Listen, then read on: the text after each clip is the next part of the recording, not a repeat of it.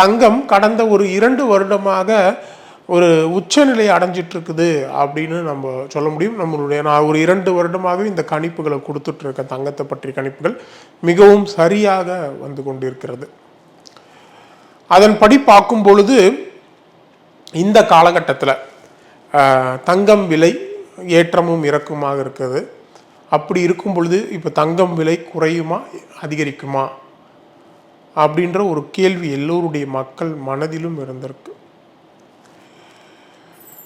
கடந்த காலங்களில் நான் கொடுத்த தங்கம் ரீதியான தங்கம் விலை உயர்வு ரீதியான கணிப்புகளில் ஜனவரி மாதத்துக்கு பிறகு, ஜனவரி 2025க்கு பிறகு தங்கம் விலை மீண்டும் உயரக்கூடிய சூழல் ஏற்படும் அப்படின்னு சொல்லியிருந்தேன். அதே மாதிரி அதுக்கு முன்னாடி ஒரு தடவை குறைஞ்சி நவம்பர் டிசம்பரில் தங்கம் விலை குறைஞ்சி ஜனவரி மாதத்துலேருந்து மீண்டும் தங்கம் விலை உயர ஆரம்பிச்சிடுது.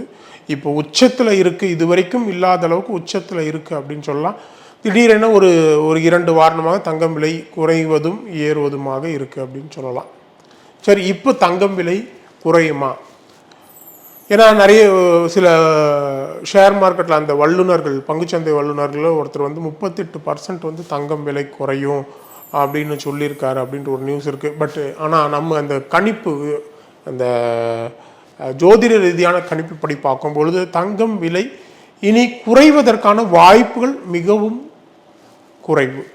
ஏன்னா இன்னும் மே மாதம் ஜூன் மாதத்தில் பார்த்தோம்னா தங்கம் விலை மிக உச்சத்தை தொடக்கூடிய மே ஜூன் ஜூலையில் தங்கம் விலை உச்சத்தை தொடக்கூடிய சூழல் நிச்சயம் ஏற்படும்.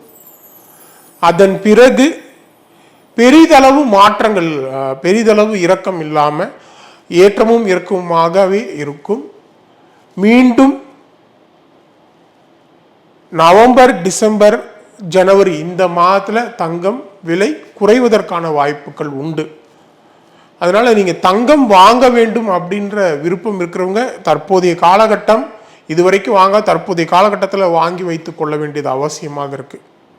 ஏன்னா இனிமேல் அப்படி மே ஜூன் ஜூலை அந்த நேரத்தில் வந்து அதிகபட்சம் போனாலும் மீண்டும் குறைந்தாலும் பெரிதளவு குறைவதற்கான வாய்ப்புகள் இல்லவே இல்லை.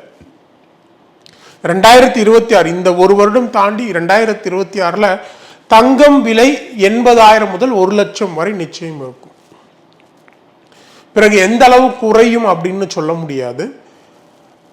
ஆனால் நம்ம நினைக்கிற அளவுக்கு நிச்சயம் குறைவதற்கான வாய்ப்புகள் கிடையாது.